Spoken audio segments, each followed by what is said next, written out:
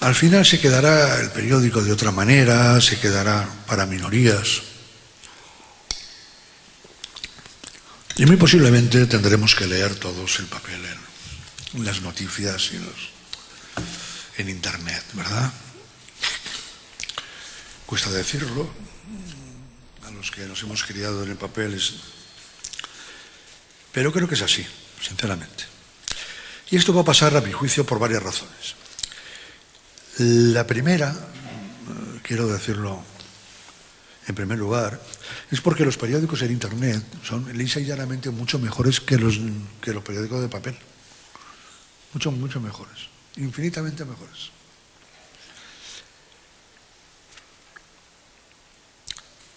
Los periódicos en Internet creo que debemos ponernos la mano en el corazón y reconocer que ofrecen mucho más de lo que puede ofrecer un ejemplar del periódico de papel. Y yo creo que así deberíamos reconocerlo los lectores más tradicionales, los que nos aferramos al papel, incluso quienes hemos hecho los periódicos con nuestras manos, casi quemándonos con el plomo de las linotipias. Yo en los años finales de los 60, cuando empecé en prensa, salía el plomo de la linotipia y con la mano lo cogía el linotipista y te lo ponía encima de la planilla para poder meterlos en las páginas, ¿verdad? Luego los cogíamos todos con el plomo, quemaba aquello como un demonio. Claro, todos amamos el plomo, todos amamos el papel, pero la vida es dura. Pero también yo creo que tendréis que iros acostumbrando a pensar que a lo mejor el papel se acabará algún día. Los que disfrutamos también del papel y los que disfrutáis del papel para el desayuno, con el café y con el croissant, ¿no? Todo el periódico desplegado, ¿no?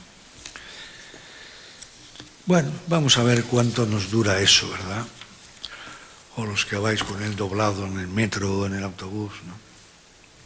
Pero sinceramente no se me ocurre ninguna razón objetiva a estas alturas de mi vida para votar a favor del papel en contra de la edición digital. Ninguna. Cero. Aparte, naturalmente, de la sensación de placer que cada uno registre con un tipo u otro de lectura.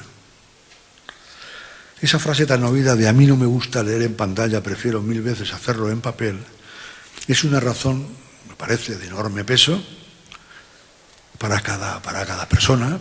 No tiene, pero no dice nada sobre la calidad del producto. Entonces, a ti te gusta leer en papel, pero lógicamente esa frase no lleva implícito la segunda parte, que sería porque es mucho mejor que en digital. No lo es. No lo es. Y no lo es porque leer el periódico digital es un auténtico prodigio. De entrada tienes una información continua, sin tener que esperar a que el papel te lo cuente al día siguiente. El digital naturalmente va actualizando constantemente toda la información, te da la información al momento. Ahora mismo es bastante raro entender que tienes que esperar 24 horas a que te lo ofrezca alguien, ¿no? Si estás leyendo por todos los sitios. Pero es que además tienes a mano todas las ampliaciones que gustes, el texto íntegro de ese comunicado que se cita, los artículos de opinión que completan la información, sus antecedentes, otras informaciones del mismo autor, etcétera, etcétera.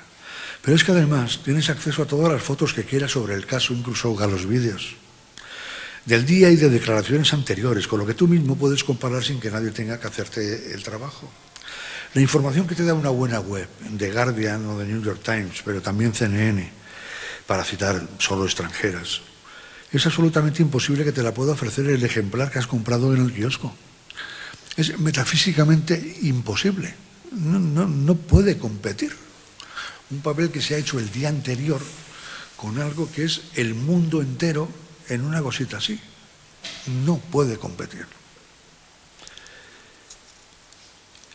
Un periódico a través de la red creo que es imbatible. Pero creo que también es imbatible para los periodistas, para nosotros mismos. Bueno, cuando yo escribo un artículo en El País, en la 4ª página, ese personaje mío, que es José K., y llego como mucho a 300.000 personas, 400.000, en fin, contando con que lo lean, ¿no? Que ya...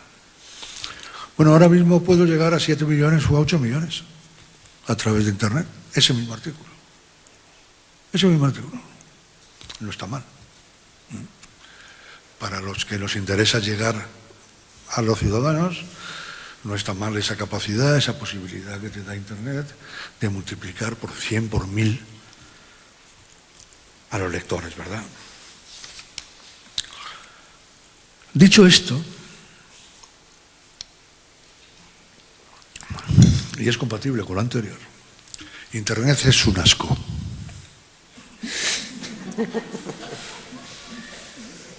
Para que nos enteremos. De entrada, como decía recientemente Mario Bunge en una bonita entrevista que en El País, que no sé si leísteis, decía que todo avance técnico tiene aspectos positivos y negativos, desde el teléfono celular al iPad, que han facilitado la adquisición de información, pero están destruyendo la sociedad, que se está aislando cada vez más. Están teniendo un efecto desolador. Por ejemplo, se leen menos libros cada vez. Antes los estudiantes dedicaban 25 horas semanales a estudiar, pero ahora ya son 15 y dentro de unos años serán 10 o 5. Las bibliotecas están vacías. De segundas, que cuando alguien abre un periódico, lo que quiere hacer con ese gesto, esto creo que es un tema que a mí me gusta mucho y me interesa tenerlo muy claro y que lo compartamos todos. Cuando alguien coge un papel, compra un periódico y lo abre en casa o en cualquier sitio, es porque quiere leer el periódico, es porque quiere leer eso. Bueno, no es igual el gesto cuando abres el ordenador. O sea, cuando tú abres el ordenador no para leer un periódico, ni para enterarte de la información, lo abres para abrirte a un mundo entero. Cuando tú coges un periódico de papel, el rival de la sección de Nacional es la sección de Internacional, o son las páginas de opinión, o las de deportes. Cuando tú abres el ordenador, el rival del medio de comunicación son los juegos, son las fotos que hay en Facebook, son Spotify, y es iTunes, y es todo un mundo que está constantemente mandándote mensajes, diciéndote qué haces perdiendo 2 horas leyendo un solo periódico. Tienes que abrirte más, tienes que ver otras muchas cosas. No te puedes quedar ahí como los viejos. Tienes que estar leyendo otras cosas mucho más modernas que esas.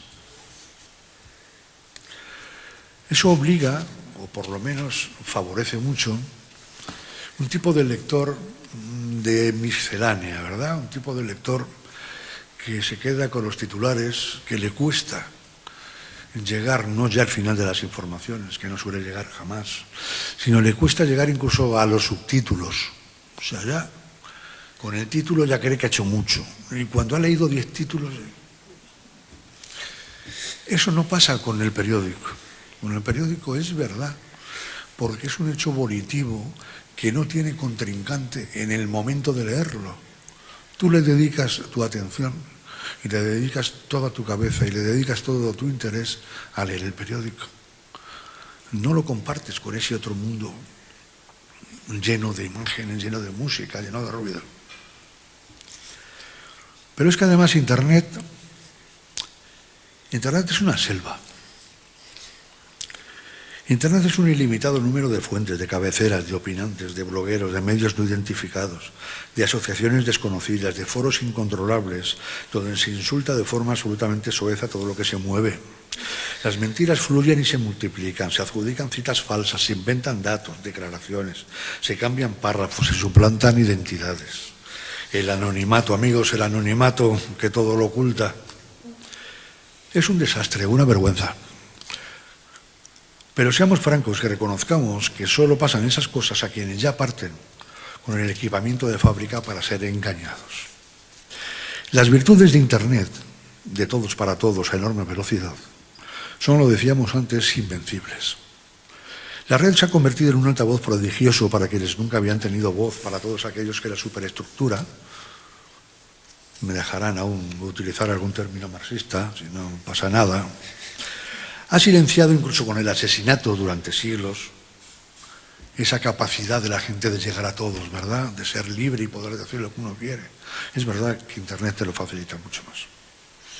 Internet, al final, es un canto a la libertad, donde cualquiera, aún en todos los países, pero casi, con acceso a un ordenador puede hacerse oír y denunciar las injusticias que llenan todavía el saco que transporta a la humanidad. Pero de esa virtud, de ese todos para todos, lleva en sí mismo el virus de la enfermedad. Porque si procede de todos, no podemos estar ciegos ante la posibilidad de que entre ellos se encuentren miles de ignorantes, malvados, infames y fementidos que pueblan este mundo de 3.000 millones de internautas con acceso a Internet, como comentábamos antes. Así que con que haya un solo rufián por cada 1.000 personas honestísimas, incluso uno por cada 10.000, sírvanse ustedes a hacer la cuenta para hallar el número de malandrines, truanes y villanos que pueden navegar por la red travestidos de bondadosos y honrados ciudadanos. Dejemos hablar a Mario Vargas Llosa. La revolución tecnológica audiovisual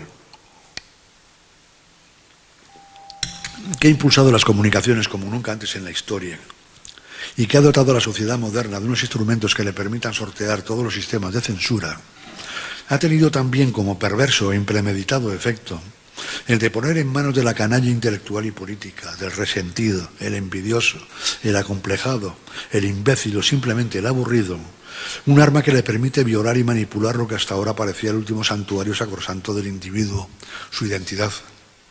Técnicamente es hoy día posible desnaturalizar la vida real de una persona que es como es, que hace, que dice, que piensa, que escribe, e irla sutilmente alterándola hasta desnaturalizarla del todo, provocando con ello a veces irreparables daños. Este es uno de los que yo creo que son los más graves defectos de Internet. Un periodista belga acuñó un término que a mí me gusta mucho, que es infobesidad. Yo creo que resulta muy ilustrativo, ¿verdad? Yo creo que se entiende bien, ¿no? Se trata, como su nombre indica, de la excesiva sobrealimentación de noticias que sufre el ciudadano que se sienta ante un ordenador, la tablet